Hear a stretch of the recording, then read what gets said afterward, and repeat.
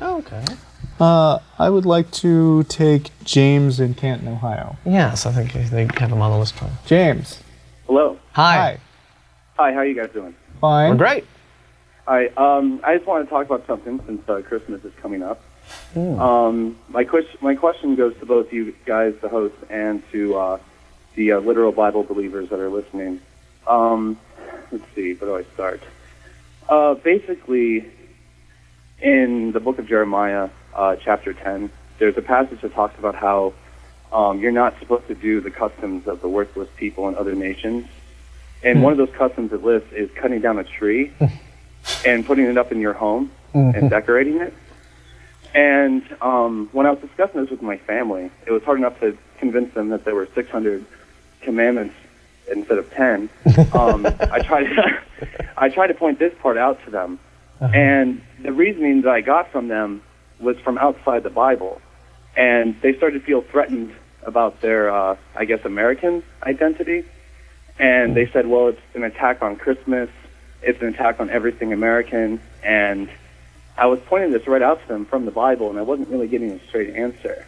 And I guess my question is why do you think people who claim the Bible is literal line by line, why do they reason from outside of the Bible when it's presented to them right there in front of them? It just seems like you never get a straight, concrete answer.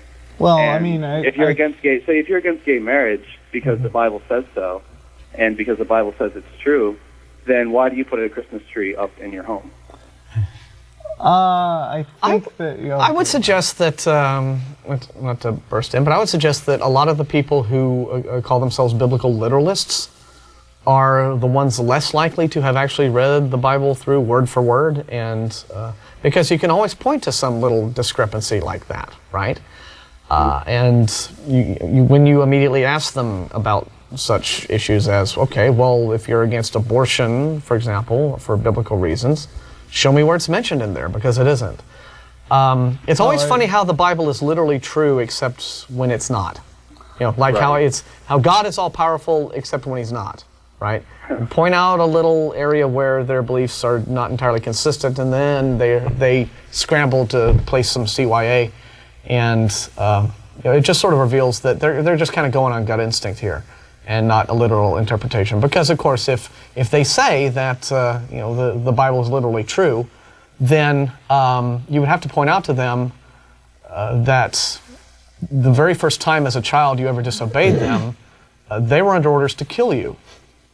Right? I mean, just drag you out in the street and pelt you to death with stones. I've got a handy message from the control room who quoted the particular verse you mentioned of Jeremiah 10:3. For the customs of the people are worthless. They cut a tree out of the forest, and a craftsman shapes it with his chisel. Oh, well, there you go. See, because if I were a Christian, I would say, but my Christmas tree's plastic, so it doesn't count, right? Yeah. See, and I get around it that way. Or I mean...